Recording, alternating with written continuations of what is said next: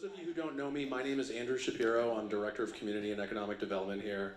I want to thank everyone for coming out this evening to discuss our downtown streetscape improvements that we are actively working on, and to share those early initial ideas with you, get your feedback, and talk about what we're going to go with it next. Want to introduce a couple people who are in the room. So under my division is the planning department, and so we have our planning director, Gene Enright. We have our staff planner, Zach Melcher, and we've from the DPW, we have our deputy director for the DPW and town engineer, John Borgese. I want to thank them. They are kind of our internal working group team for this project. And as you can see, we've got a team of consultants here. We're working with Green International and Tool Design, two firms that are very well practiced in transportation, engineering, and planning. So we're really fortunate to have them on board. I just wanted to give a quick kind of overview of where we've been with this project and where we are right now, just to clear up any confusion that anybody may have, or if anybody's newer to this and wanted to understand where we were before. So a few years back now, back I believe in 2019, we had some funding to do some initial concept planning.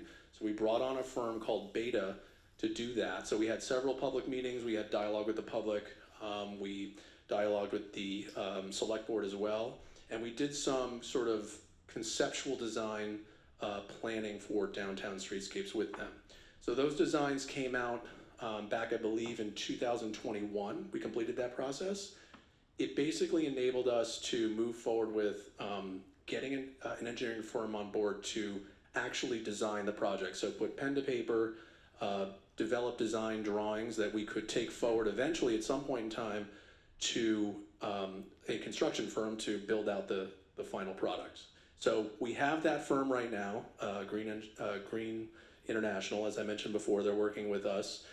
We're utilizing grant funding entirely for this design process. So we have funding from the state, and we have funding from a basket of money that we had from Columbia Gas a while back. So we're utilizing entirely grant funding to promote this project and work this project. One other really quick housekeeping thing before I turn it over to our consultants is just that, as you can see, I'm using a microphone. Typically, I'm loud enough that I can project my voice, but the reason we're using the microphone is for the folks at home. We are recording this on an A-cam, so if anybody who wants to watch this later, if you leave early, you can watch the recording on an A-cam, as you can for pretty much any public meeting that we have.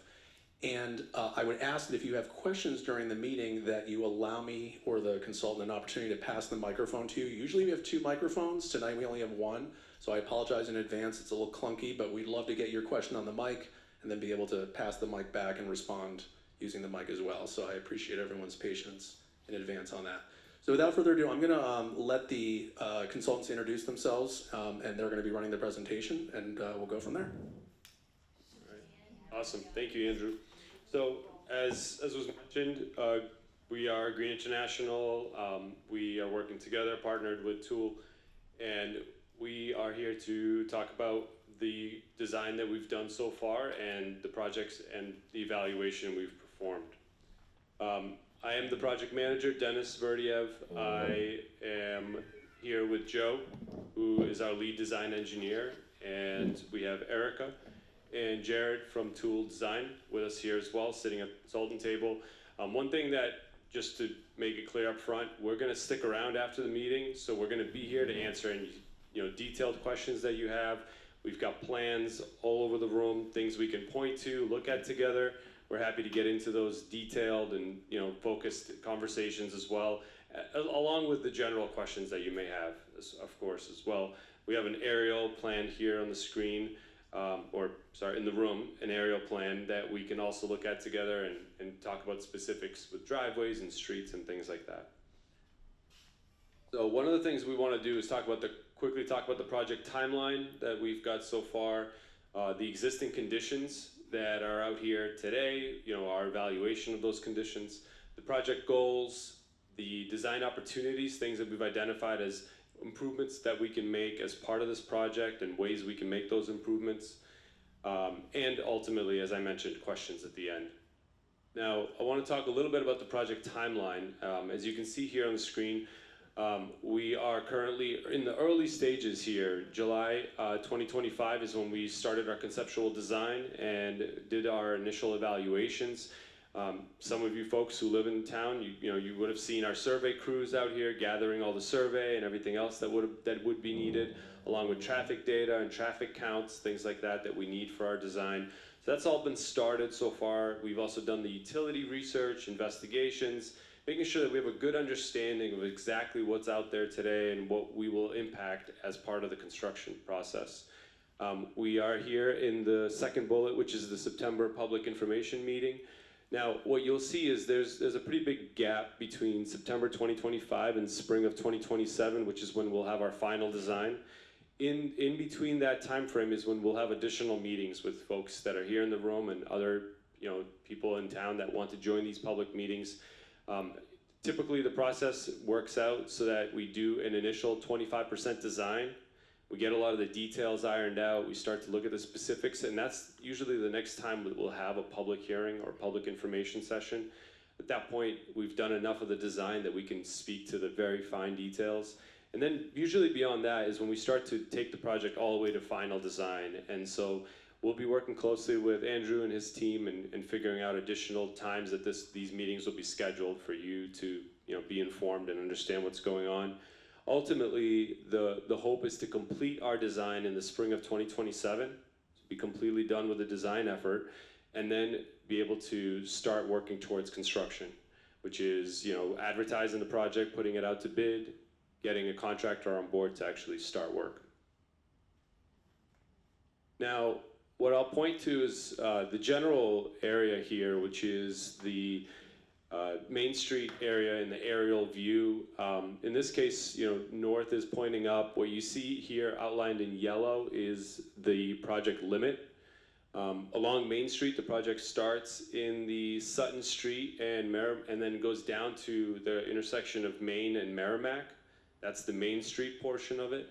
Along Water Street, we have a segment that starts at Main, at the church, and goes down to High Street intersection. And there's a small portion of work on Waverly Road and a limited minor improvement that we'll be looking at Prescott Street intersection. The area is a dense, walkable downtown center area with a lot of historic commercial buildings, public buildings, restaurants, and we are also aware of a lot of the residents near to the right side of the screen here down at the Mills, and some of the potential future build-outs with some additional residents that would be built here as well. Now, some of the things that I want to talk about with in regard to existing conditions. This is a multi-use corridor. We know that there are a lot of vehicles, there are pedestrians, there are bicyclists, there are all different usage of this area. And one thing that we did note initially in our evaluation, and I think has been discussed in prior meetings as well, is the lack of accommodations for the most vulnerable users, right? Which is, families, people who are walking, bicyclists, those users, they're more vulnerable than the vehicles. And so there's a lack of accommodation for those users. And we're aware of that. It's part of the evaluation that we're performing now. There's also no existing bike accommodations, as I mentioned, no designated bike lanes, bike shoulders, things like that, and a lack of signage and wayfinding. This is something we've also identified. As far as parking, I want to talk about that for a second. There's approximately 80 parking spaces or so within the project limit, within the study area. And we did come out and look at the usage of parking at various times throughout the day. We noted that in the AM peak, which is the morning, time where the highest volume of vehicles are coming through this area, there's about 30% of the parking that's being used during that time. And we did note that in the PM peak, it's about 50% of the parking that's being used. Now, there are times during the day, throughout the day, where you might have smaller peaks, such as noontime, things like that. But generally, we did note that a lot of the parking is underutilized, meaning there's usually a vacant spaces available. There are also 6 existing street trees So just as another observation of the existing conditions. And I will hand this off to Joe and to talk about the rest of the slides. Thanks, Dennis. So, like Dennis mentioned, I'm Joe. I'm the lead design engineer on this project. I'm going to go through some of the goals of the project, some of the proposed design that we currently have. Like Andrew mentioned, a lot of this is coming from the master plan study that was done back in 2021. So a lot of the goals that came out of that, we tried to incorporate into our design. So some of those goals were to enhance visitation to the downtown area, have more, like Dennis mentioned, pedestrian experience, connectivity, bicyclist facilities, all of that. We want an aesthetically pleasing downtown area. We want people to want to come there. We want to provide plenty of parking and amenities for people to use. We want to get people into the downtown area. New lighting and landscape design was identified, and then minimizing parking impacts was important. Like Dennis said, it seems like the parking might be a little bit underutilized at this time, but we still want to make sure we don't eliminate any parking to a significant degree or have impacts to the parking as a project whole. Some additional goals, we want to create a consistent treatment throughout the project. So we want to use similar materials. We want to use brick or concrete or asphalt throughout the project rather than switching back and forth between different types of treatment. We want to provide gateway type treatment for all users entering downtown, so it really feels like, oh, when I get to this point, I am now in downtown. We want to improve the connectivity and the walkability with ADA compliant design. We want to make sure it's a friendly area for all users. And then we also, like Dennis mentioned, want to provide wayfinding, signage, make it feel like you're in downtown, make it so that everyone knows where they're going.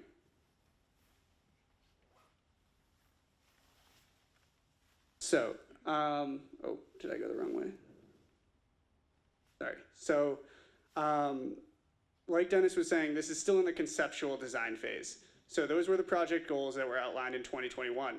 Now what we're going to talk about is what we have proposed. This is not set in stone. A lot of what I'm going to go through here today, we're going to have questions for you that will actually allow you to answer on your phone live so that we can get your input. We really want this to be, we want everyone to have a say in the design that we propose. So we'll go through what we have, the opportunities, what we can put out there, and then we'll also get your feedback as we work through the presentation. So, some roadway and intersection design improvements that we can do. There's a couple opportunities for mini roundabouts at the intersections. I'll get into a specific slide for each of those later on, but it's at the intersection of Main Street and Waverly and Main Street and Water Street, where we can, where there's an opportunity to add those. Those are great for slowing down vehicles to make it a more friendly area for all users. There is also going to be some mountable truck aprons if we go that route, so that trucks can navigate the area. Any vehicle that can currently make it through today will be able to make it, and larger vehicles in some areas. The pedestrian experience and connectivity is also a goal we're working towards. We want new crosswalks and ADA compliant ramps everywhere throughout the project so that all users can use it. We also want to introduce some brick pocket parks. So those are going to be sort of mini parks, especially around the roundabouts, where there'll be benches, street trees, places for people to relax.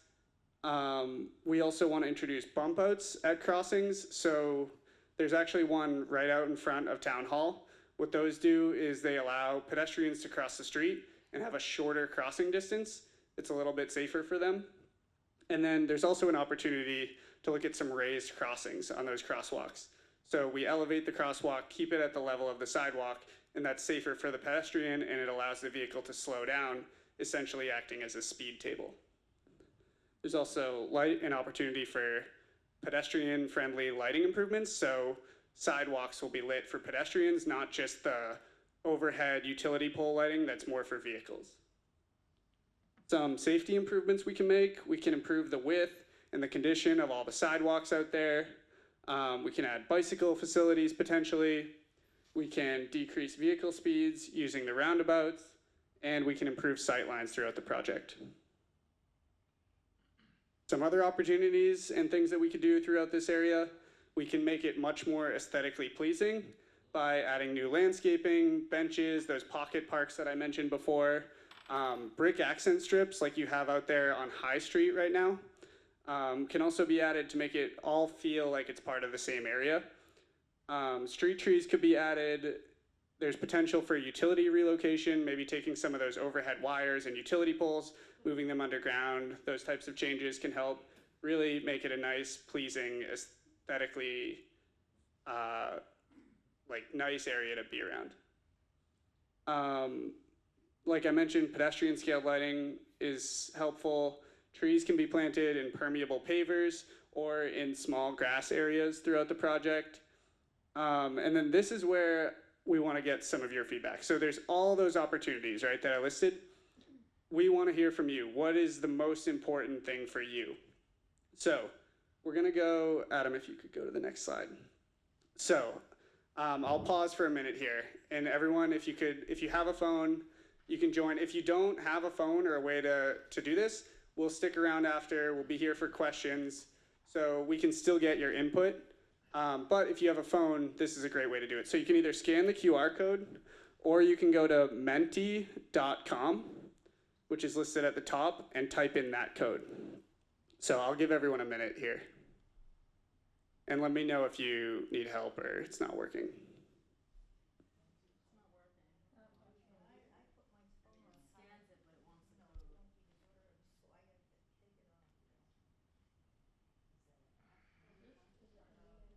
So you can just go onto your camera and then point it at the QR code. It's not linking to anything. Not working. It looks like 14 of you are in there. So it shouldn't show you any questions yet. Once you're in, sorry if I didn't explain that. The questions will pop up when we get there. It will just look like a green screen with a thumbs up. So if you just click here. I don't know why yours is not working. Are you on photo? I'm not sure. That's an iPhone? Oh, what kind of phone is it? Yeah, hang on one sec. You have Chrome or Google? If you go to there, I can show you how to get in the other way. So you go to menti.com and then type in that code. Yes. Yes, there won't be any questions on there yet. They will pop up.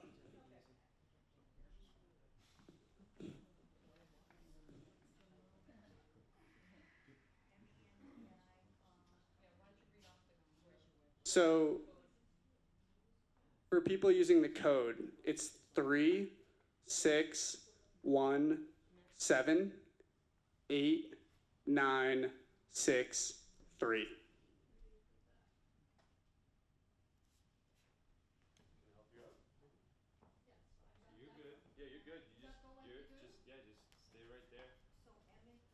Yep, so nothing should show up on your phone yet.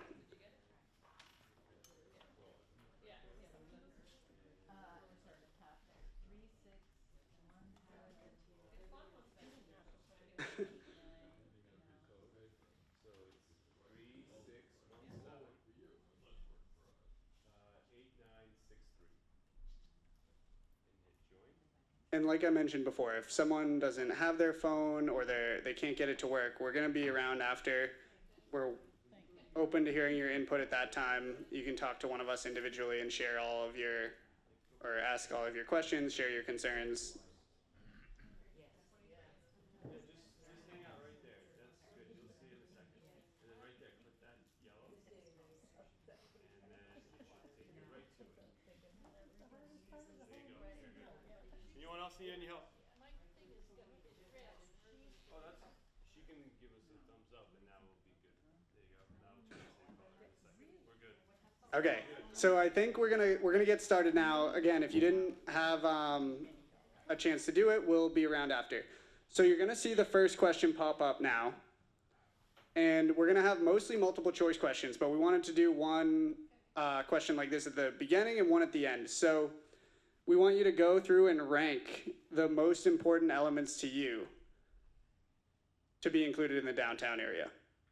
So we just went through all of the items on the last few slides, and these are the major ones, and we want to hear your opinion. So you can slide up on the answers and just put them in order of which ones you prefer. So 1 being the most preferred, 6 being the least.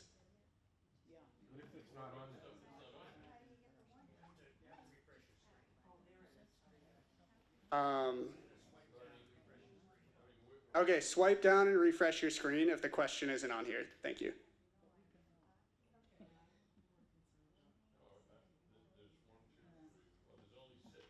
Yes. So these are 6 that we've identified for now, but you're happy to share. But the stuff that you mentioned in this discussion. Yes, so. It's not on here, for example. Yep. Rotaries at the entrance to the town. Yep, so we'll have an opportunity to ask questions and have those more refined discussions towards the end of the presentation. But for now, we just. What if that's my number 1? I have no way of expressing it. You will at the end, just not for this specific question. But I have noted that you are in full support of the roundabout.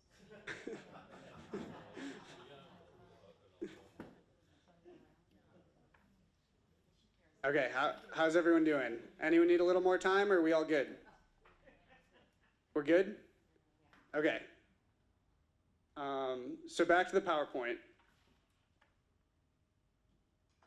So we're gonna go through each section of the project and describe what our proposed design currently looks like throughout those sections. So the first section we're gonna look at is it's on Main Street between Sutton Street and Waverly Road.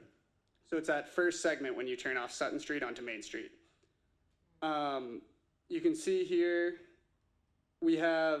there's buildings on both sides, and we have a sidewalk if we're looking left to right. So this is, if you pretend you're in the center of the road, looking from Sutton up towards Waverly in the middle of Main Street. You have 2 travel lanes, 11 feet on both sides, parking on the left side, and a wide sidewalk on the left side. You then have yes. So this is the section we're looking at here, between Sutton Street and Waverly Road on Main Street. So that's the first section. Like I was saying, you got the 2 travel lanes, parking on the left side, sidewalk on the left side. You also have sidewalk on the right side. And then what we were proposing was a 6-foot wide brick accent strip, and that's where you can see this proposed tree in here. That's where you get a lot of that landscaping and that streetscape design. So we want to ask you about this typical section. What would you most like to see in this section of roadway? So this one's going to be multiple choice. You're going to choose between abundant parking, a bike lane, or wider sidewalks with trees and benches. So this area that I was mentioning here is really where we have most of the opportunity to kind of pick and choose between those 3. So right where this brick accent strip is, which one of these 3 is your preference? So if you go back to Mentimeter, and you might have to refresh it, you should see this question on the screen now. And you can just pick which one is most important to you.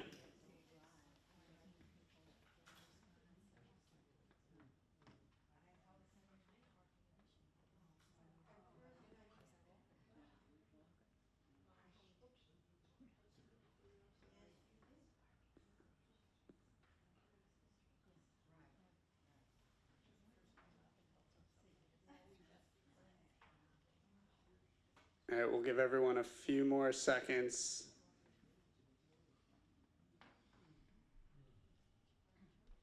Okay, is everyone good? All right, moving on. So this next slide, this is the same exact section we were talking about from Sutton to Waverly on Main Street, and it's just the top view.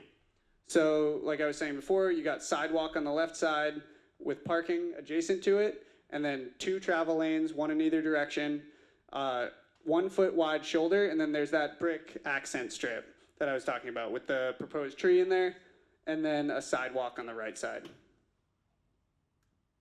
So when we get to the end of that section between Sutton and Waverly, this intersection here at Main Street and Waverly is our first opportunity for a mini roundabout.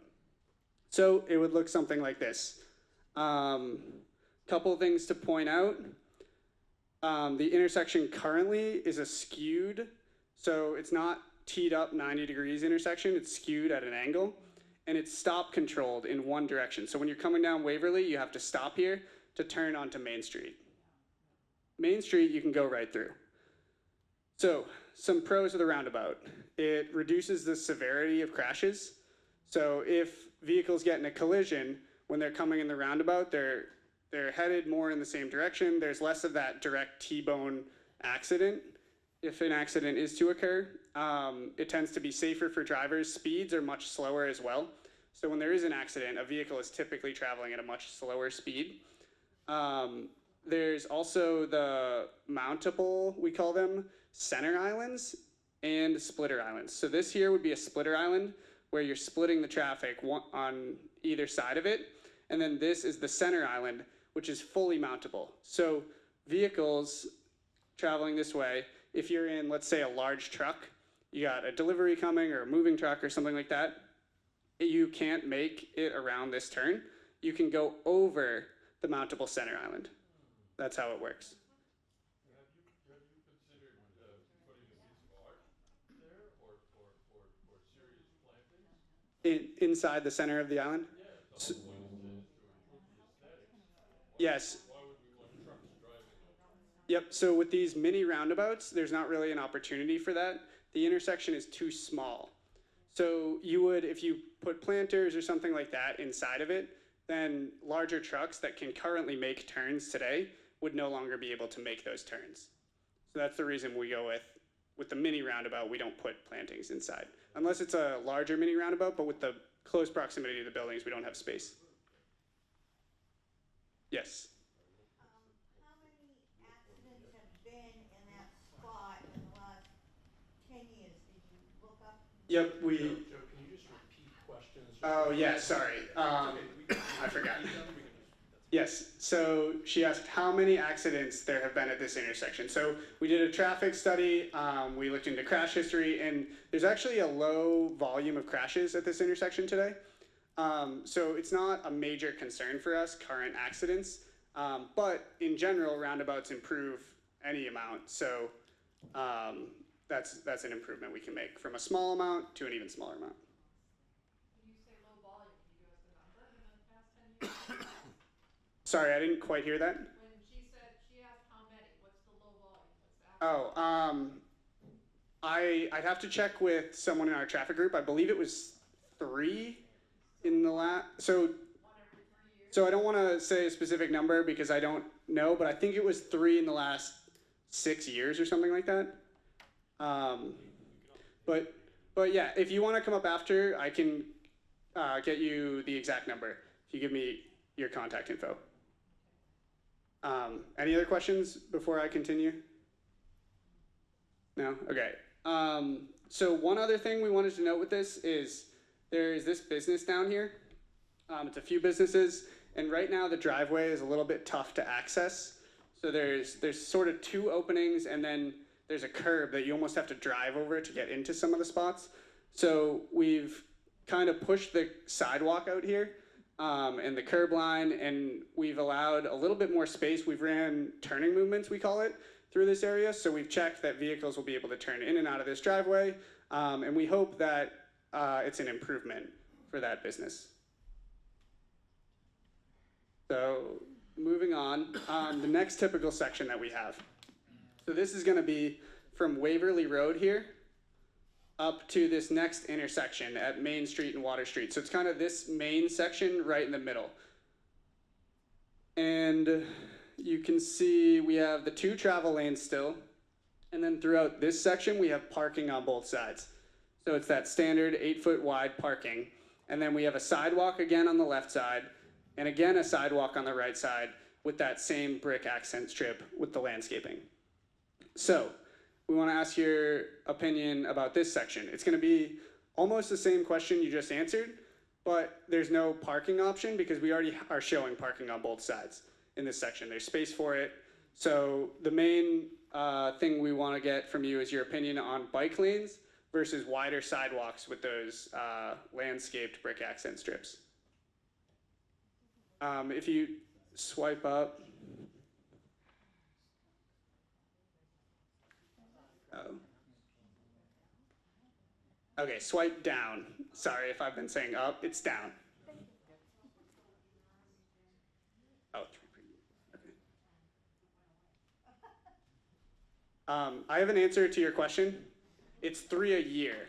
Sorry, that was my confusion.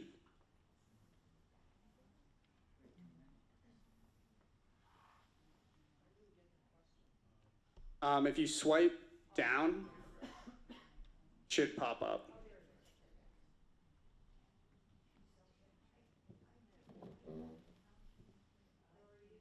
Yes. Did I understand from your comment that nothing is going to be altered on the parking? We're just looking at bike lanes versus wider? So yeah, your question was nothing in this, you're specifically talking about this section is going to be altered with the parking. So right now our typical section shows parking on both sides, which is what's out there today. There is possibility for parking to either be gained or reduced based on when we refine the design, but it should stay approximately the same. It depends on, there's other things we talked about, like the bump outs and stuff. If we add those, add additional crossings, move things around a little bit, it might change. But in general, this typical section is staying more similar to what's out there today in our current design compared to some of the other ones. So, but in terms of the survey, we can choose from the 3 or we choose from 2? Nope, there's only, you should only see, oh, are you on the right question? Oh, okay, sorry, hold on. Refresh it again. Sorry, it was on the wrong question. Gotcha, it just changed, yeah. Okay, sorry about that. Sorry, I'm sorry. Thank you for pointing that out.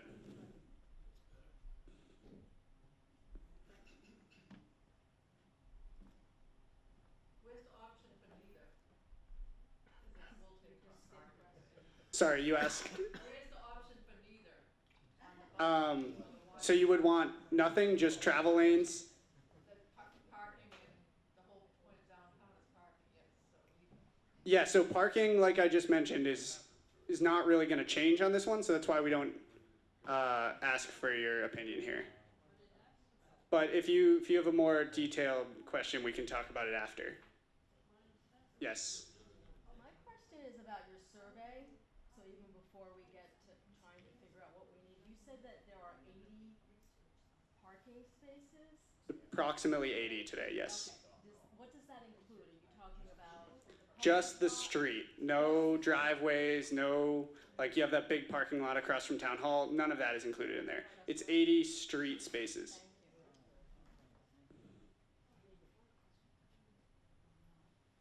Okay, is everyone all set there? We're gonna move on.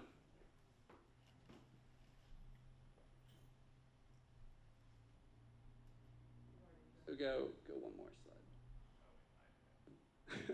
slide. So we got the overhead view of the section I just mentioned, similar to the first one. It's showing the exact same thing we just looked at, but from an overhead view. So you got sidewalk on the left, parking on both sides, a travel lane going in both directions, a sidewalk on the right side, and then that brick accent strip with the landscaping, which is really the opportunity for that question we just asked, like this or bike lanes. So going to the next roundabout, which is at Water Street and Main Street. So now we're all the way over here, and we have a very similar intersection to the one we looked at before, where it's skewed, 3 legs, and stop controlled in one direction. So it's stop controlled currently coming off of Water Street, and Main Street traffic drives right through. Same thing with this roundabout. There's mountable splitter islands and a mountable center island. And I'm going to talk a little bit more in detail about this one, and a lot of this applies to the first one, but this is just a little bit of a better graphic for it. So we have the pocket park. This would be one of those here, where you have a larger brick area with some landscaping in there and potential for benches and bike racks and that type of amenity. We also have crosswalks on all sides of the roundabout. That was the same on the first roundabout. Currently, there's only 2 crosswalks out there on 2 of the legs, and same with the first roundabout, there's only 2 legs, so this gives you an extra crosswalk that's in close proximity to the roundabout, which we always try to do because it tends to be a higher traveled area, and you'll be able to walk around it more easily. Everything's mountable, like I mentioned, so trucks can make the turns. And then there's also, these splitter islands are longer than on the first roundabout, and they have pedestrian refuge islands in the middle of them. So these mountable center islands won't provide like full protection, but there'll be a little bit of a curb reveal there, so trucks and stuff can get over it. But you'll still be protected in the middle compared to having to cross such a long distance without any kind of protection around at these crosswalks. Going on to the next typical section. So that's going to be Main Street from Water Street up to Merrimack Street. So with this one, we're going to have 2 travel lanes, in one in either direction, like in all of them. Parking on the left side, and then a small brick accent strip with a sidewalk on the left side as well. The right side is going to have a 1-foot shoulder with a landscape area, which is more similar to what's out there today in this area, and then a wide sidewalk as well.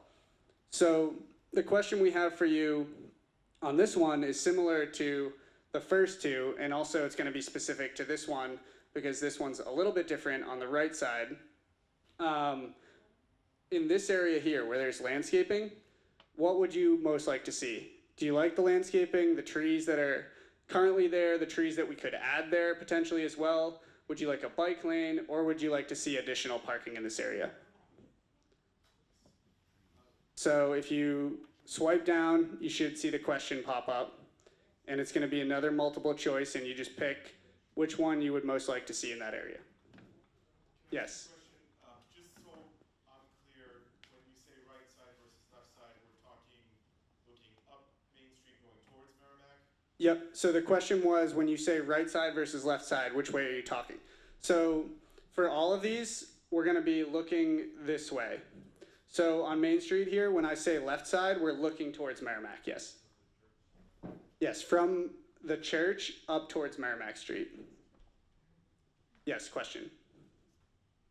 Those streets are pretty narrow, relatively, 1 lane, 1 lane. Where the heck would a bike lane go? Would parking be taken away? Yeah, I think I could better answer this question if we go back. So once everyone's put in a response, let me go back to the slides, and then I think it'll be a little easier. Is everyone good? Okay, let me go back. So your question was about where's the space, right? Well, it applies to all the slides you've shown so far. Yep. So this is the existing roadway width right here. And you can see that it starts here and it goes to here. So the roadway can actually be narrowed a little bit and still have 2 lanes of travel and parking on one side. It's just a little bit more defined. So out there today, there's no official marked parking out there. So with this design, you would have the official marked parking on the left and a landscape area on the right. And where would the bike lane go? So the bike lane could go right, that would go in place. So that's kind of why we're asking for your opinion. It's between, do you want the landscaped area? Do you want the bike area? We could add parking on both sides. If we took away both the bike lane and the landscaped area, could be parking on both. So that's why we're kind of going through the multiple choices to see which one of them is the most important to you. So it would go right there. Yep. Who's gonna maintain all the landscaping? So I did not mention that yet, but the landscape areas are gonna all be brick. So when we talk about like the pocket parks, so if I go back to one of the roundabout slides, so this area here would be, this is about a 12 or 15 foot wide brick space. And when we say pocket park, it's going to be all brick with trees. So trees don't really need to have significant maintenance. Nope. So we have a landscape architect that works for us who does all of our landscape design, and she did all of this and she put it together, and she can choose tree species and everything like that grow well in these types of conditions. So that is definitely something we look at and we have concerns about, and so we make sure that that does not happen. Yes. Just to clarify, you can either have trees or bikes, but you can't fit both. Yes. So with this, let me go back to. So is this the one you're talking about? Or any of them. So any of them, right? Yes. So if we're looking at like this entire downtown, if we want to talk about it as a whole rather than this specific one, there's buildings on both sides. So we have to stay within the buildings. We also don't want to create right-of-way impacts when we don't have to. So we don't want to do work on private property. So we try to condense it all, and then what we come up with is our typical section width, and then we fit as much as we can in that typical section. And so, yes, you can't have it all. So that's kind of why we're asking the questions. Not all of it's going to be able to fit. So we do our best to get your input, see what you want, and then fit as much as we can without impacting the buildings. Yes. I have a question about a mini roundabout. Are you familiar with the roundabout off of Mass Ave that we have in the Old Town Center? At Mass, I think so, yes. Is that considered a mini roundabout? So that's the one that has the landscaping in the middle, right? So I think that would be considered a regular size roundabout. Do you have any examples across the... We have some slides later on with examples, but yes, we can provide those. So continuing, so this is the overhead view of it. You got parking on this side, brick accent strip, sidewalk, then the 2 travel lanes, sidewalk on this side, and then here's the grass area with the landscaping that, like we talked about, could also be a bike lane, could be additional parking. That's kind of what we're here to figure out. So going on to typical section number 4. So this is going to be Water Street right here from the Main Street intersection up to Merrimack Street right here. So it's this short section here where it's residential on one side, and then you have the church and the large parking area on the other side. So with this typical section, this is a much more narrow one. So we have 2 travel lanes, an 8-foot parking lane, a small brick strip and sidewalk, and then a sidewalk on the right side as well. And again, this is looking from the church up towards Merrimack Street. So the left is the side with the houses, like as you can see here. The right side has that parking lot and the church. So our question here is a little bit more intricate. So we currently have existing parking on the left side in front of the houses. It's residential permit parking. There are some advantages we looked at to moving the parking across the street. So you would have the parking on this side rather than the side with the houses. So if you were a resident there and that was your resident permit parking, you would park across the street and then walk across the street to your house. So the advantages to that are you have a clearer sight distance when you leave your driveway. So if there's a car parked really close to your driveway, it can be hard to see to turn out of your driveway. If the car is parked across the street, then you can see out easier and more safely make those turns. Crosswalks could be added to help get across the street in that area. We could do the same things we talked about before. We could have bump outs, they could be raised. There's a lot of opportunities with the crosswalks. And then an advantage to this, because you don't have all the driveways, we don't have an exact number for you, but you could approximately double the number of parking spaces along this stretch. So that's an opportunity there. Yes, question in the back? Yeah, there's already parking on the other side of Water Street, on So, the church side. so there is further beyond Merrimack Street. No, from the church to the parking lot, there's a sign there that says 2-hour parking. On the residential side, right? I'm not saying our, on my church's side. I park there all the time. Looking up Water Street to the right. Looking right along this edge. Okay, we can look at that again. I'd like to keep it that way too. Okay. Yeah, I'm just pointing that Okay, yeah, when we looked at the sections, we did not see that the travel lanes were wide enough, and we did not see parking there, but we can look into that.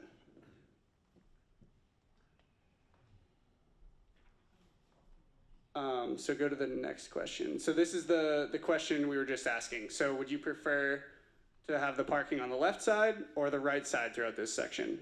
Like I mentioned, there's some advantages. The advantage to keeping it where it is you're closer to your house if you live there. The advantage to moving it across the street is maybe you can get some more spaces. They'll be easier. You'll have easier sight distance to turn out of your driveways.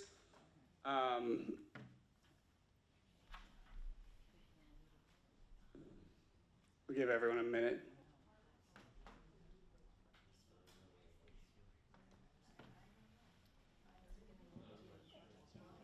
Can you try to swipe down? Did it pop up? Go click on it again. Try to. There it is.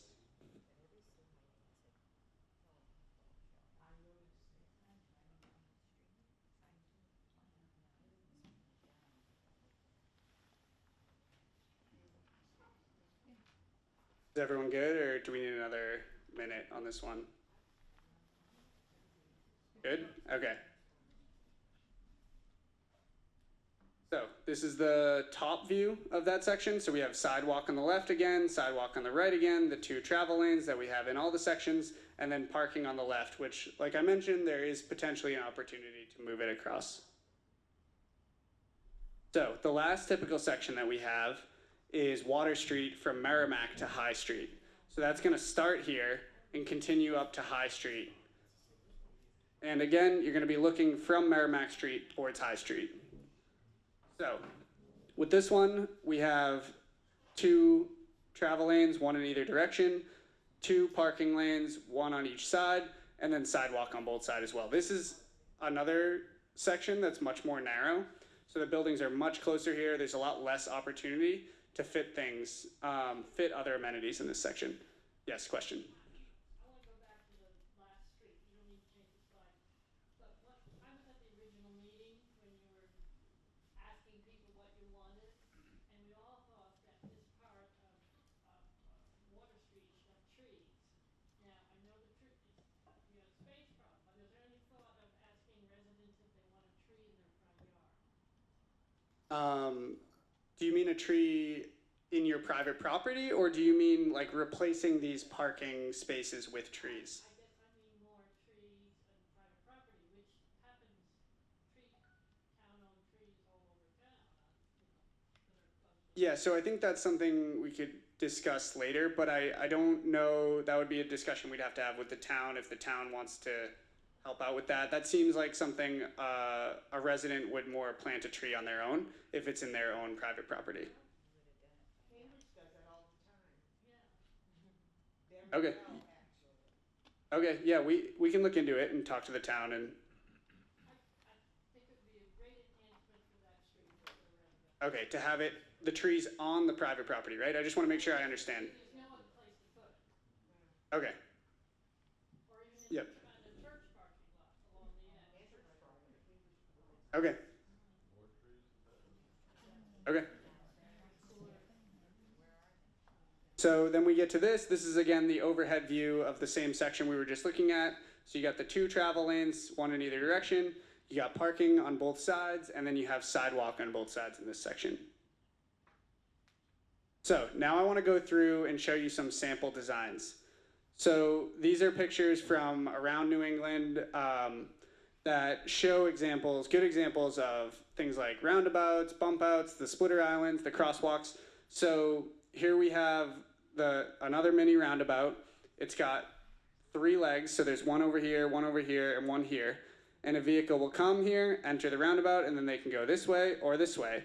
And if there is, and you can see all of these are mountable, so it's short. So this is only about an inch off the ground, and vehicles can drive over it if they need to. But it slows them down because it's very uncomfortable for someone to drive right through it. It'll be a big bump, so that's kind of how you force people to use the roundabout the correct way, unless they need to navigate over one of those islands to get a big truck through there. or something, a vehicle like that. So if I go through here, this is actually on the bottom right, the same exact intersection, just from a different angle. So this is the leg of the intersection we were looking at the roundabout from in the last picture. But you can see here, there's a truck, and it's going right over that center island.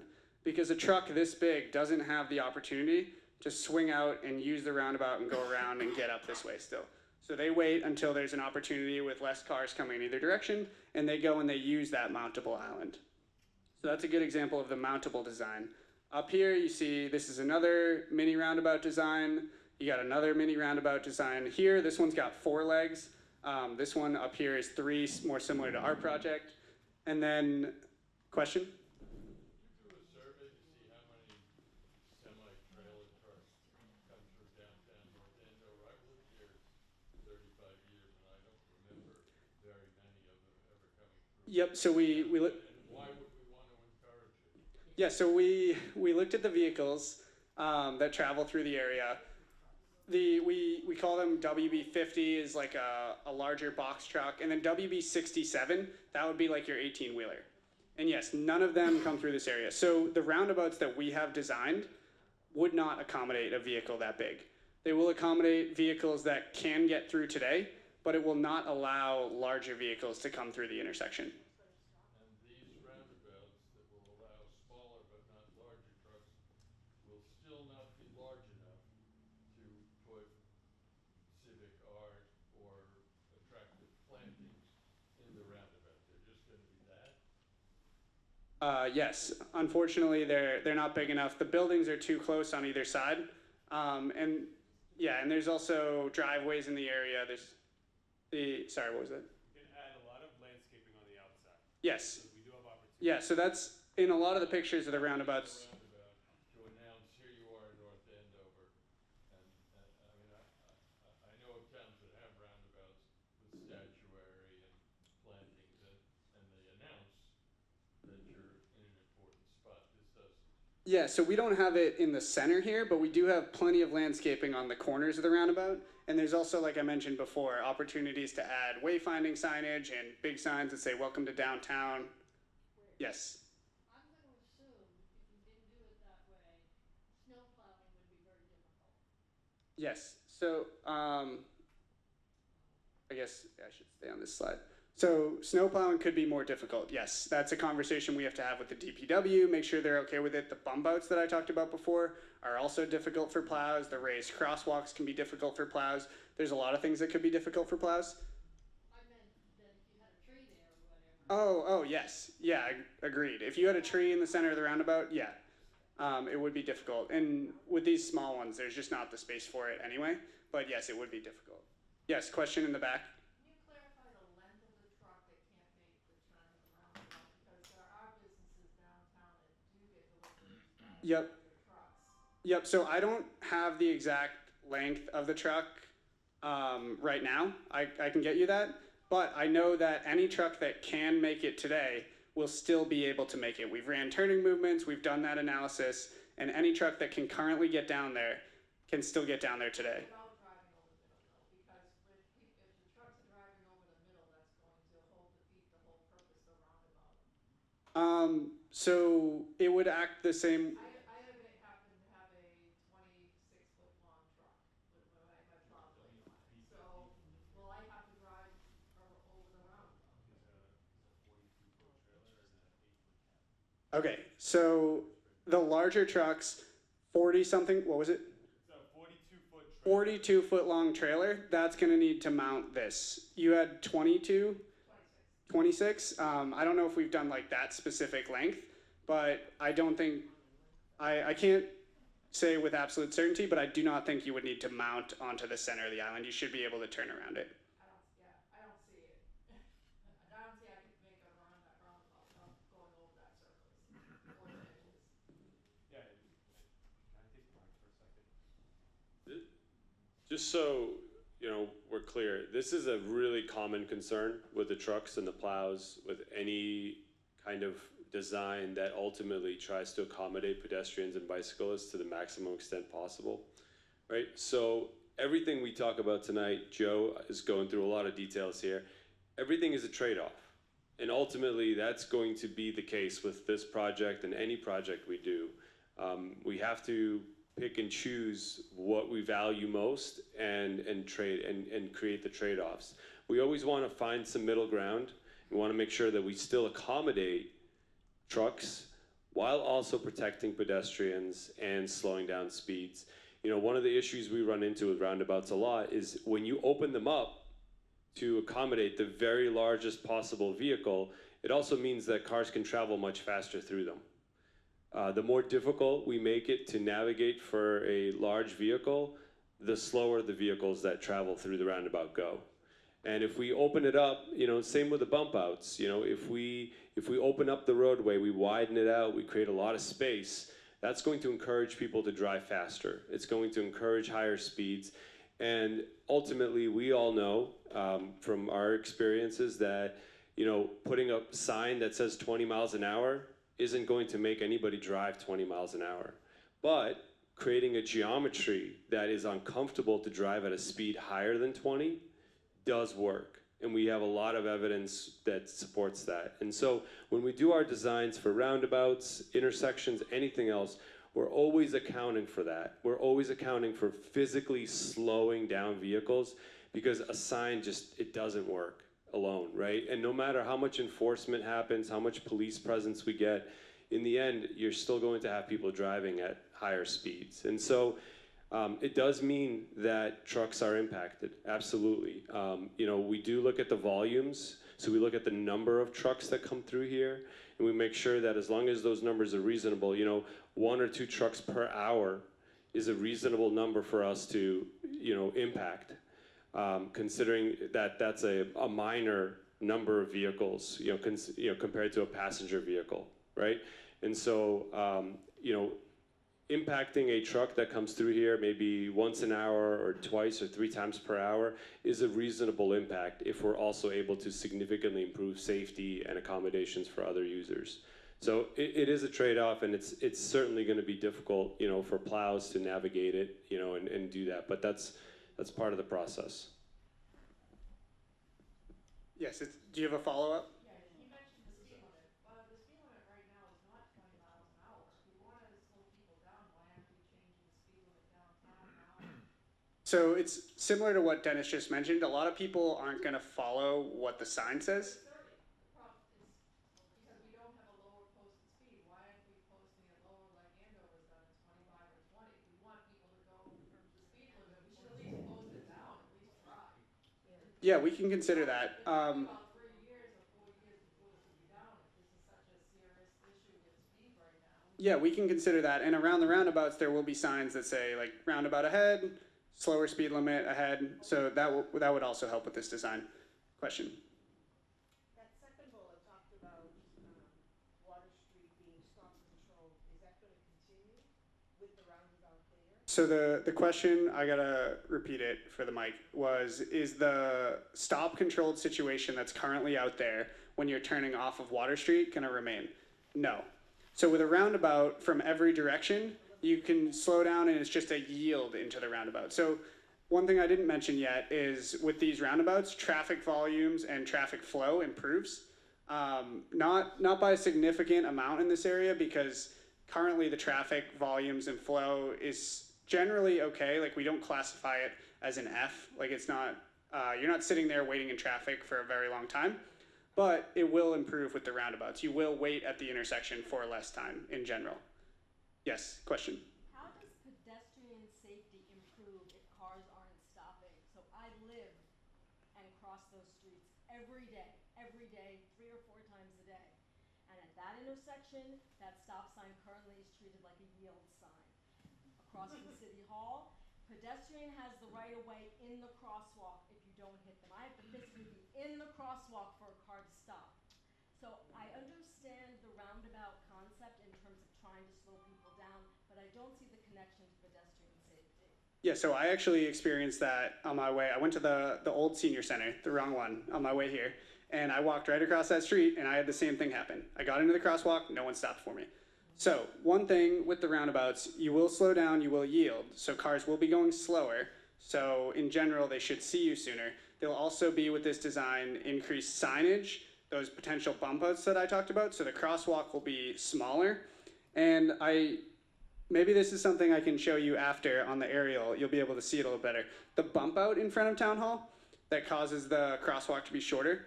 When those are done, and with the potential raised crossing, or if we do something like that, vehicles they get narrowed in, and so they slow down, and they're much more visually aware, and are much more likely to stop for a pedestrian.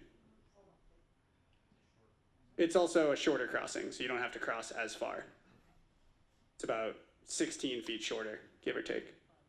Are you thinking of using those blinking lights at the crosswalk that, so that somebody coming down the road will see that there's somebody who pressed the button because they want to walk across? Yep, yeah, so the question was, have we considered using the blinking lights at crosswalks? 114 now by Merrimack College. And Yep. you can see it from all the way down the Yep, I know the one you're talking about. So that is definitely something we'll consider. The flashing lights at crosswalks is something we'll consider later on in the design. We call them RRFBs.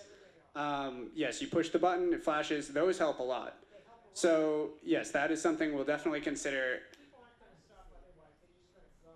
Yep, so yeah, we haven't gotten that far in the design yet, but that is definitely something we look at with every project that we do. Yes, question in the back. Yes, I have a question about this particular design. Full disclosure, I'm the pastor of that church, so Okay. that's why it's a concern for me. Yep. But the biggest concern I have is 2 years ago, the town planning board approved a development that's going to be going into that space with the sort of the, yes, that space right there. And if I recall from the design correctly, by the way, we fought against that, right? But it's what happened. Either the exit or the entrance to that is going to be right at the Main Street side of the roundabout as it's going south, right where Yep. the three green circles are. Are you taking that into consideration at all with the traffic flow? Yep, so we looked at that. We actually have the plans for that. Right now, currently, you can turn two ways out this driveway, and you can access this property from 2nd Street two ways. Right now, what we're proposing, and again, this is something that will get refined as we go, is a one-way out here. So leaving this property, if you want to come back to Main Street over here and not go out 2nd Street, you are forced to take a right and come down this way. You cannot immediately go out of this driveway between these two trees and get into the roundabout.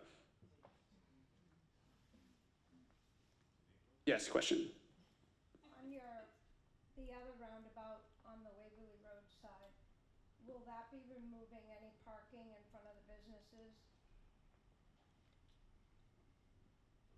So the question was, at the other roundabout, the Waverly and Main Street roundabout, will there be any parking removed? So we have not finalized this design, but with this concept here, you have parking on this side this way, parking on this side here, parking down Main Street on this side, and then parking on Waverly Road here. The spaces that are currently right here, there's a few of them, those would have to be removed with this design. But like I mentioned, there is an opportunity on Waverly over here to add additional parking. It was one of the questions that you guys had before. So there are ways throughout the property to potentially mitigate that. But with this roundabout design, yes, I don't have, again, the exact number, but there's likely like 3, maybe 4 spaces approximately that would get removed from right there. And have you also taken into consideration the traffic backed up from the light and the train? Thank you. Yes, so you're asking about the Sutton Street and Main Street intersection? So I don't think we have a great picture of it in the presentation, but yes, that is something we've considered. That intersection, what we have proposed to do is upgrade the signal. So upgrade all the signal timings with the lights for future and current traffic volumes to help hopefully alleviate some of that traffic backup. It's not going to completely fix the problem. We drove by it on the way here, gets very backed up, but we're going to do what we can to improve the flow of traffic at that intersection. Couldn't that be done now, if that's just something to do with the light? But Um, the railroad, the train comes by and it blocks up traffic, so it does come all the way past almost into where the old Brad Street School is least 2 to 3 times a day it's backed up that far. Yeah, that's something we'd have to upgrade all of the equipment there. So it's something we would do as part of this project. Probably not going to do it sooner. We could talk to the town about that, but it would have to be a separate project. It would not be part of this. Can I follow up to that? How could you fix that when the traffic is backed up because it's going to Sutton Street, the train's passing through? Lights aren't gonna fix the train blocking the road. Oh, you're specifically asking about the train blocking the road. And then the fact that the traffic backs from Main Street all the way up past. Yeah, so unfortunately that's outside of our project limits for this project, so that is not something we can fix. Yeah, I mean, you would have to do something really creative to get that. You'd have to go over under the train, something like that. To not have that at-grade crossing it sounds like what you're asking for. But see, right now what would happen is people would be, if they were coming from Town Hall and going to Waverly Road, You can and do the it. traffic is backed up to the liquor store where you've taken those parking spaces out, people will stay to the right and people would still be able to go down Waverly. But Thank with you. that, what she's saying is, what your design here would show is people would not be able to get down Waverly Road now and bypass the traffic to the train when the train backs up 3 or 4 times a day. Thank you. Okay, yeah, that's something we can take a look at it. So yeah, okay, yeah, what you're talking about, we call it queuing. So like the traffic backs up into the roundabout. It'd be backed up about to the other roundabout. 486, so right past the roundabout to roundabout. Meteor is. Okay. Okay, yeah, that's something we can take a look at that as we refine the design. Okay, any other questions before I think it would be helpful if we finish up here and then we can get into the questions because I only have a couple slides left. And we do have one more question we want to ask you as well. So back to these sample designs, I think I talked about all 3 of these. This one's a good example of a downtown that added these bump outs here. So you can see there's one at this crossing here, which allows the pedestrians to cross through a shorter distance and be able to get to the edge here and be seen around those vehicles that are parked close to that crossing. There's also one here, so those really help to slow down the traffic. They make the driver feel like they're in a much more narrow area. They can see the pedestrians easier. They're a great spot for adding like a raised crossing or something like that to really slow down the vehicles and really make sure the pedestrians are seen. It's also a good example of a project that has overhead wires and it still looks really good. So one of the options is the overhead wires undergrounding. That's not something we can definitely do, but we talked about how this looks really good for a downtown like this. But the nicest one is the lower left where there are no overhead. Yeah, there are overhead just outside of the picture, but yes, I see. The picture, then we don't know. Yep. In real life, if they were gone, they were gone. All these every other thing you talked about is de minimis as compared to getting rid of the overhead wires. Okay. Yeah, that's. North Andover is not different than any of these other mill towns that you're showing us. It is an old mill town. Yep. The downtown is an old mill town. And if you want to improve it, you have to take away that artifact. Yeah, so this is a perfect thing when we get to the last question to write in. So that's a good response to when we get to the last question. So we're at the last question now. So what other downtowns around the area do you like and why do you like them? So this one's going to be more open-ended. Again, go on there, swipe down, make sure you get the question refreshed. And then share, so you could see the example I had on there was I like Newburyport, downtown Newburyport, because blank. So what do you, pick a downtown that you like in the area that you think, oh, this would be awesome if North Andover had this, and then explain quickly why.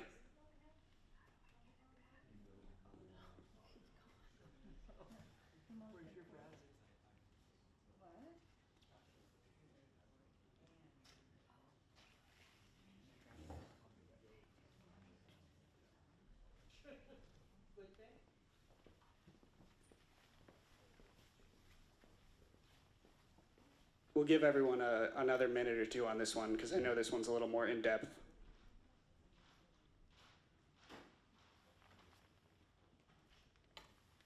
Yes, question. So are you saying that putting the wires underground is not part of this project? So No, it is potentially part of this project. So, like Dennis was mentioning, there's a trade-off here, right? So the trade-off of putting them underground, that's probably one of the most expensive things. So you're probably then looking at a trade-off with other things to be able to afford the project. So that's kind of where we talk about the opportunity. Yes, right. That's what people want, it's our money that's being spent. Yeah, Dennis is going to jump in here. Yeah, so certainly not telling you how to spend your money.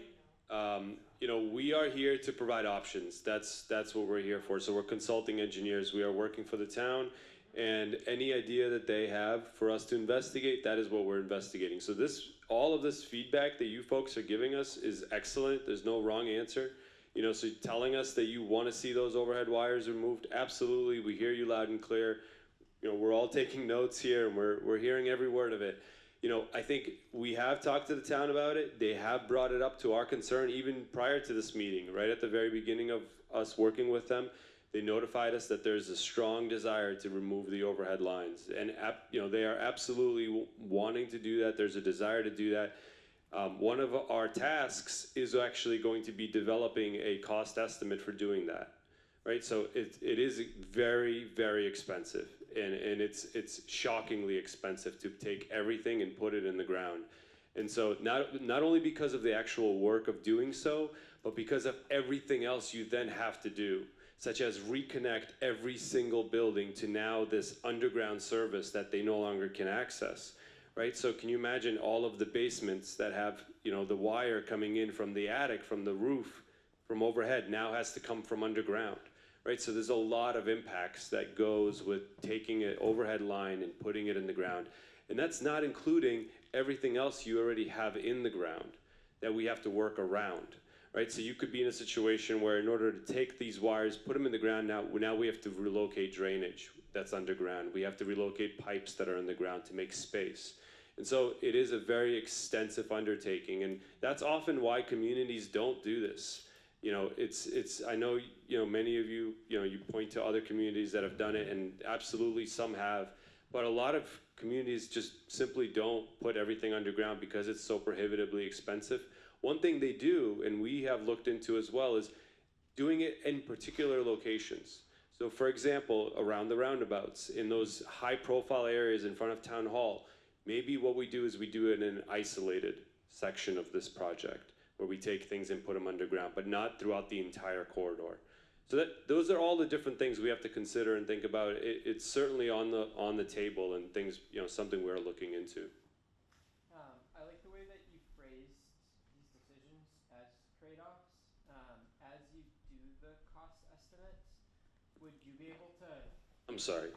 Would you repeat yourself? Yeah. So I like how you explain the concept of trade-offs. And so as you further refine these cost estimates, I think it would be really helpful to understand what decisions may prevent us from getting. So we talked about how the cost of putting the wires underground, well, is that all of the bike lanes and all of the treescapes that we would otherwise lose out on? Or like, if there's a fixed amount of money, how we utilize that? And my other question is, are there certain decisions that we might make that could make doing something like putting the wires underground down the road more difficult? So that way, if we did decide to do something differently later on, we at least know what would result in a lot of rework versus something that we would have to do regardless. Yeah, great question, and one that we'll have to answer as we advance the design, but we'll take note of it and we'll work with that. I'm gonna hand it back to Joe. But we'll want you to we'll either repeat your question, or if it's a longer one, you can say it. This question. How much of this project is the stretch between the two roundabouts? In other words, you have a project that you're looking at that goes well beyond what you would consider the core of downtown, which is between those two roundabouts. So if you were going to, for example, as you just said, remove the wires at a certain part of the project, perhaps that would be the higher priority than down by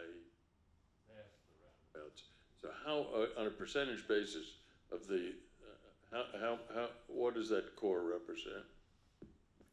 Yep, so I think that's exactly kind of the point Dennis was just making, is like, if you can do it for a section, where's the best one, right? And just like you identified, the main section between the roundabouts is a great section for that. It's from here to here, and just, I don't have the exact number in length of feet of road, but it's probably roughly 25% of the project, looking at the total length. Because if we start here, here was the first section, here was the second section, here was the third section, and then the fourth and fifth section is from here to here. So about 25%, I think. Yes, question. Yes, two comments. Having underground sounds wonderful, and we did it around the common, and we traded telephone poles for great big signs. It's like a Christmas farm of signs along Mass Avenue. It looks dreadful. But my second comment is there a compromise? Because when you look at the pictures, some of the poles are tilted, they got all these wires going this far up. Is there some way we can make the utility companies make them closer, less frequent, something like that? And that's not your project, but it would be the town's. Right, yeah, it's actually something we can look at during this. There are utility poles that likely will have to be relocated if we go with the roundabout option, for example. They're actually kind of set up well where we don't have to relocate as many as you would think. But if we were to relocate them, we would definitely take into consideration, where's the best place to put this? We don't want to put it right next to one of these nice benches we propose or something like that. We'll think about that type of stuff and put them in the best spots aesthetically. Yes, question in the back. A big part of the presentation was about pedestrian safety. What's the accidents of pedestrians in the downtown? We've had a pedestrian killed on High Street, a pedestrian killed on Mass Ave, but I've not heard of a single accident on downtown Main Street. Yes, so we heard about those as well. Those are just outside of the project limits. But yeah, we don't have the specific data. I don't have that number offhand, but we can look at it and get it for you. It's possible it's 0, like you said, but we can look at it. Yes, you had a question? Wait for an accident. I understand what you're saying. I live there every day, but why do we have to wait for an accident or wait 5 years? And this is a question for our public officials, and I'm very curious. It's the 4th meeting I've been to, and never once has the police department been here.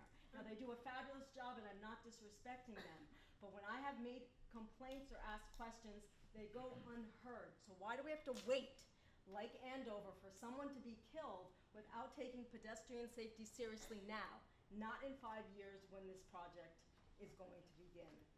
Now, it's not for you to answer. Yep. It's on record. That's the way I feel about pedestrian safety currently in downtown North Andover. Yep, like you said, we can't speak to that right now, but that is a major goal of our project, is safety. So we're thinking about that with everything that we do. Question? Yeah, he indicated that there was a grant and there's some other funding. Does that cover your design, or does that cover the entire project? Yeah, so I think Andrew could answer this, but it currently is just the design. Yeah, I just want to interject with a couple of responses. So, yeah, so we're only right now covering the design element of the project. We have no vision towards a funding mechanism at this point in time for actually building out these improvements. And that really is going to be dependent on what the ultimate, full design schedule is going to be and how much it's going to be estimated to cost. That'll give us a figure to go seek additional funding. We wouldn't do that ahead of time. We want to know on paper what we're projected to. We want to know if we're going to include, for instance, the undergrounding of utility wires. We want to know if we're going to do all of these roundabouts. We want to know if we're going to do bike lanes, and that's going to inform the ultimate final cost estimate. And then to your issue, which is a valid one about safety and sidewalks, we 100% agree. I think the young lady who was killed in Andover, unfortunately, a couple of years ago, I think that issue reverberated through the area, and we heard that loud and clear. One thing we're going to do in the near future is we are looking to install a blinking light. I always forget what the actual acronym is. In front of Town Hall sooner than later. So we're looking at doing that in the more immediate future. We did the restriping, so hopefully some of the crosswalk areas are a little clearer in terms of the visual cues that are out there. And we actually did add an additional crosswalk with ADA access closer to Rolf's down in that area there near Waverly. So we're trying to incrementally make improvements before we're able to do some more wholesale changes as what's being proposed here. But I think you have valid concerns, and we appreciate the feedback. Okay, I don't know if we have any other questions. What I want to do real quick, we want to put your answers on the screen. So just give me a second so we can figure that out.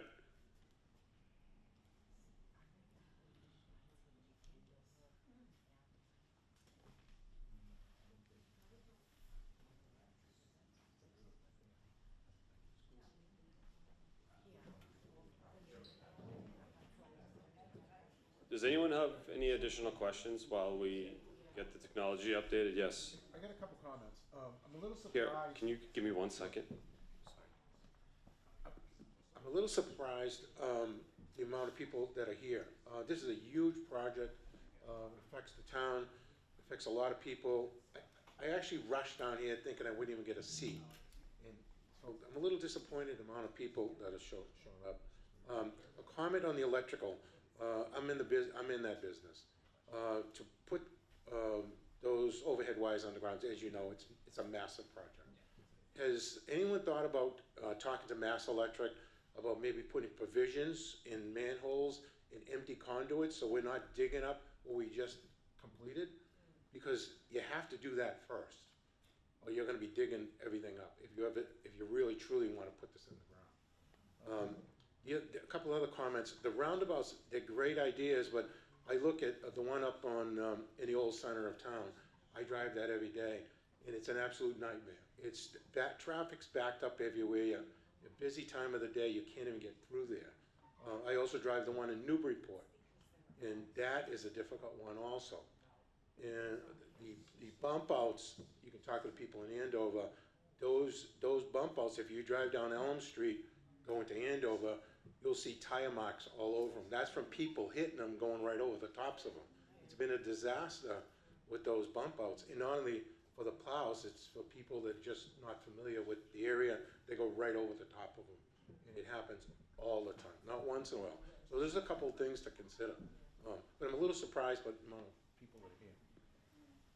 Well, can I make another one comment? I just want to make one other comment. North Andover, it'd be nice if there was something that draws people to North Andover Center. What you're doing is a great project. Right now, there's no draw to that area. It's not inviting. What I thought we would hear is a space for maybe a farmer's market or a little parking area where you can set stuff up, or maybe have some music or something that's going to bring people to this area that you're designing. The design sounds great, but it'd be nice if there was something to bring people to the neighborhood. That's my own thought. Yeah. Thank you very much. Did you want to? You're exactly right. Just on the and again, I'm not here to get into back and forth. This is as far as the public meetings go, in terms of attendance, we do this all the time with various projects. This is a big meeting. This is a well-attended meeting. That may sound not great to say, but that's the truth of the matter. Unfortunately, I know, and I appreciate everyone's time tonight, because I know people have other things they want to be doing. They want to spend time with your families. Maybe you worked all day. So this is why this is really important. The good news is we are recording it on cam. This will be replayed, and it'll be put up on our website for posterity. So we'll be able to have other people see this in the future and provide their input. And we're also going to put up my contact info after this, so people can, I'm sure I'm going to get a lot of fan mail. You guys can send me your other thoughts and follow-ups and pass it on to your friends, and make sure that we get all the input we can. Yeah, absolutely. Question? Thank you. When you're doing these type of design studies for a downtown and you're evaluating what to do with overhead electrical lines and telephone poles, understanding that the undergrounding is extraordinarily expensive, is there ever an alternate method whereby the geography and the streetscape is suitable to instead relocate the existing overhead lines on the downtown street to the street that's immediately adjacent. Not suggesting adding new telephone poles to that neighborhood, but instead using existing poles and then running the lines from there overhead the way they are, not underground, into the houses, still into the attics. And I'm sure there's a lot of examples where that's difficult or impractical because the adjoining streets are too far back. But given the extreme expense that you have described, it might make sense to at least give it an open-minded look as a potential low-cost alternative. And then if you're able to do it, and if you happen to be the first ones to pioneer this, it'll help your business. Thank you. Absolutely. We'll consider that. Thank you. Any other questions? Yes, I'll be right there.